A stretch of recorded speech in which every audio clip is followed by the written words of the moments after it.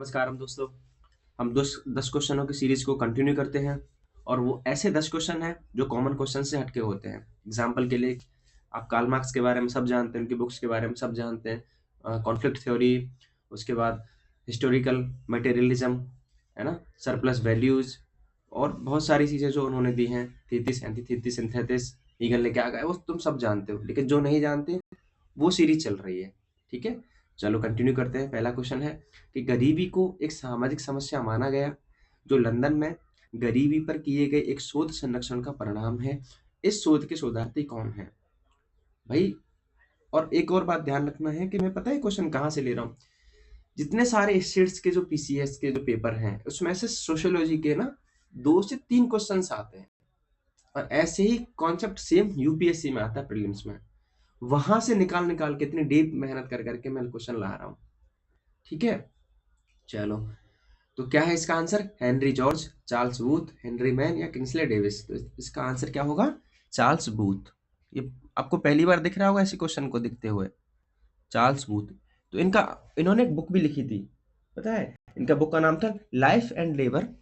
मैं लिख देता हूँ यहाँ पे, life and labour, life and labour of the people in London, of the people in London. ठीक है, याद रखना भाई, बहुत इंपॉर्टेंट क्वेश्चन है। दूसरा, किस समाजशास्त्री ने ग्राम्य नगरीकरण, रर्बनाइजेशन का विचार दिया? देखो इंडियन कॉन्टेक्स्ट में है, ना कि फॉरेन उसमें है, संदर्भ में है। ठीक है, तो इंडियन कॉन्टेक्स्ट में किसने दिया है? योगेंद्र सिंह ने दिया है, श्रीनिवास ने दिया है, जीएस घुरिये साहब ने दिया है, किसने दिया है? तो आंसर क्या होगा इसका? जीएस घुरिये। देखो रर्बनाइजेशन का मतलब है कि रूरल, क्या मतलब है इसका? Rural plus urbanisation. तो जो मैं आपको मेंस की क्लास पढ़ा रहा था जीएस घुरिये वाली, मैंने आपको सबसे पहले बताया था कि जीएस घुरिये साहब ने क्या बोला है? इन्होंने बोला है कि भैया क्या, कि जो नगरीकरण है, जो अर्बनाइजेशन है, वो कहाँ से शुरू हुआ है? वो गांव से शुरू हुआ है। इसलिए उन्होंने क्या कॉन्सेप्ट दिया? अर्बनाइजेशन का कॉन्सेप्ट दिया, और ये सीधा उठा के पूछ लिया पीसीएस वालों ने। बात समझ आ गई आपको कितना इंपॉर्टेंट कॉन्सेप्ट है? इसीलिए कहता हूँ मैं, मेंस की थ्योरी पढ़ा करो। ऐसे डायरेक्टली प्रीलिम्स का मुंह उठा के पढ़ोगे तो कोई कोई मतलब नहीं है। और मेन और प्रीलिम्स नाम की कोई चीज नहीं होती है, थ्योरी से ही सब कुछ निकलता है। ठीक है, चलो। तीसरा क्वेश्चन क्या है कि भारत में किस धर्म समूह का सबसे बड़ा हिस्सा नगरीय है? जो भारत में जो धर्म है उसका सबसे ज्यादा कौन नगरीय है, कौन अर्बन, हाँ अर्बन रिलीजन है? बताओ कौन है? बुद्ध है, जैन है, हिंदू है, ईसाई है? कौन है? ये जैन लोग वाले हैं। कौन है? जैन, जो इंडिया की 0.4% है केवल पॉपुलेशन। ठीक है, कौन है? जैन धर्म वाले सबसे बड़ा, इनका ये सबसे ज्यादा नगरीय लोग हैं। उसके बाद the challenge of world poverty कौन, किसकी बुक है? गुनार मिडिल की है, अमर्त्य सेन की है, एडम स्मिथ की है, या जो द्रेज की है? बताओ किसकी है? किसकी है? किसकी है? गुनार मिडिल साहब की है। इनकी एक और बुक फेमस है, एशियन ड्रामा, बहुत पूछी जाती है। उसके बाद पॉपुलेशन की थ्योरी भाई, 4 थिंकर हैं इनके और कहीं भी पूछे जाएंगे क्योंकि आज भी इनका इंपॉर्टेंस है, इसलिए पूछे जाते हैं। तो थॉमसन की थ्योरी क्या है? ये मैच करना है, मैंने एबीसीडी लिखा नहीं है, काफी सारा टाइम लगता है यार। थॉमसन का है, माल्थस का है, एडविन का है, या हेनरी जॉर्ज का है? क्या क्या दिया है देखो।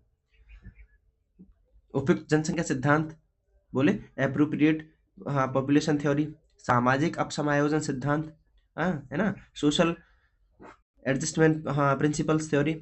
उसके बाद जनसंख्या संक्रमण सिद्धांत, पॉपुलेशन ट्रांजिशन थ्योरी, जनसंख्या जनसंख्या है ये, जनसंख्या जनसंख्या खाद्यान्न आपूर्ति सिद्धांत। बताओ population food grains supply theory. किस किस की है? मैच करना है आपको, सबने पढ़ा है, जल्दी से बताओ। उपयुक्त जनसंख्या सिद्धांत किसका है? एडविन कैनन का। तो ये कहाँ जाएगा? ये यहाँ जाएगा। ठीक है, उसके बाद में माल्थस का सब जानते हैं, बताओ माल्थस का कहाँ आएगा भाई? है ना, माल्थस का खाद्यान्न आपूर्ति का आएगा। ये आपको मैं यहाँ लगा देता हूँ, माल्थस का मैं चेंज कर लेता हूँ थोड़ा सा, माल्थस का खाद्यान्न आपूर्ति, है ना। उसके बाद में आप बताओ हेनरी जॉर्ज का कहाँ आएगा, सामाजिक अपसमायोजन सिद्धांत, इनका यहाँ आएगा। माफ करना यार, मैंने एबीसीडी का नहीं बनाया है, टाइम थोड़ा सा कम है। उसके बाद में जो बचा है आप वो लगा लेना, ठीक है। थॉमसन का हो गया, माल्थस का हो गया, एडविन कैनन का कौन सा हो गया, जनसंख्या संक्रमण, है ना। उसके बाद आगे चलते हैं, चलो। संसाधनों का इस्तेमाल करने और भविष्य के लिए उनके संरक्षण की जरूरत को क्या कहते हैं हम, संसाधनों को इस्तेमाल करने और भविष्य के लिए उनके संरक्षण की जरूरतों को पूरा करने को हम क्या कहते हैं, संसाधन संरक्षण कहते हैं, भविष्य के संसाधन कहते हैं, सतत विकास कहते हैं, खपत में कमी कहते हैं। गलती से भी कुछ मत कर देना, जैसे ही आपको कभी भी किसी भी कोर्ट में आपको ये मिले कि भविष्य के लिए संरक्षण, तो हमेशा आपको याद रखना है कि सतत विकास, सस्टेनेबल डेवलपमेंट क्या है, सस्टेनेबल डेवलपमेंट, ठीक है, ये हमेशा करना है। चलो आगे, भारत में जनसंख्या स्थिरता का लक्ष्य किस साल तक निर्धारित किया गया, भारत में जनसंख्या स्थिरता का लक्ष्य किस साल तक निर्धारित किया गया, 2080 तक, 2070 तक, 2045 तक या 2075 तक। तो पहले क्या था, पहले था 2045, लेकिन अब जो नया है अब क्या है 2070। तो आंसर क्या होगा इसमें, 2070 होगा, ना कि 2045 होगा। बात समझ रहे हो, ठीक है, क्लियर है ना। उसके बाद किस उत्पाद को इको मार्क दिया जाता है, किस उत्पाद को इको मार्क का जो लेबल दिया जाता है वो किसको दिया जाता है, आर्थिक रूप से बढ़िया हो, जिसमें कार्बोहाइड्रेट की प्रचुर मात्रा हो, या जिसमें मिलावट नहीं हो, या फिर जो इन्वायरमेंट फ्रेंडली हो। तो क्या इको मार्क, हमेशा ध्यान रखना कुछ नहीं आएगा इनमें से, क्या आएगा हमेशा, इन्वायरमेंट फ्रेंडली, ठीक है। आंसर क्या होगा, डी होगा इसका। चलो उसके बाद आपका बताओ, ये सीधा आपको मैच कर लेना है यार, मैंने लिखा नहीं है इसमें, तो थोड़ा सा एडजस्टमेंट कर लेना। 9वां क्वेश्चन क्या होगा आपका, इंडियन नेशनल ट्रेड, देखिए पार्टियों ने ना अपनी वो बनाई है, क्या नाम है, ट्रेड यूनियन कांग्रेस बनाई है, ट्रेड यूनियंस बनाए थे ताकि इनको समर्थन भी मिले और ये अपनी पार्टी से भी संबंधित रह सकें। तो कौन कौन पार्टी ने किस किस की बनाई वो बताना है आपको। और सोशियोलॉजी में जो इकोनॉमी के वाला वाला हिस्सा है ना, इंडस्ट्रियल सोशियोलॉजी, वो यहाँ से क्वेश्चन है, इसलिए मैंने क्वेश्चन डाला है। इजी इजी क्वेश्चन सब कर लेते हैं, ये क्वेश्चन भाई करना है, ये नहीं आता है तो फिर लिख लेना है इसको। तो भारतीय मजदूर संघ किसकी है, भारतीय मजदूर संघ है बीजेपी का, ये किसका है, देखो मैं जस्ट सेकंड, तो क्या है, ऐसे कर लेना, देखो यहाँ पे मैं इसका यहाँ आंसर लिखा देता हूँ। तो ए का आंसर क्या होगा, ए का आंसर, एक ए बोले तो यहाँ क्या है, भारतीय मजदूर संघ, भारतीय मजदूर संघ कौन जुड़ी है, बीजेपी का है, ठीक है। बी का आंसर क्या होगा, बी का कौन, Indian national trade union Congress, तो ये किससे जुड़ी है, आईएनसी, भारतीय राष्ट्रीय कांग्रेस, आईएनसी का मतलब है भारतीय राष्ट्रीय कांग्रेस। सी का आंसर क्या होगा, सी से कौन है, यूनाइटेड ट्रेड यूनियन कांग्रेस, सी से कौन जुड़ा है, सीपीआई, सीपीआई बोले तो कम्युनिस्ट पार्टी ऑफ इंडिया, मार्क्सवादी, एम का मतलब है पीछे मार्क्सवादी। और डी का आंसर क्या होगा, डी से कौन जुड़ा है, all India trade union Congress, trade union कौन जुड़ा है, सीपीआई, ये क्या है, केवल सीपीआई, एक कम्युनिस्ट पार्टी ऑफ इंडिया, और एम जुड़ गया तो कम्युनिस्ट पार्टी ऑफ इंडिया मार्क्सवादी हो गया।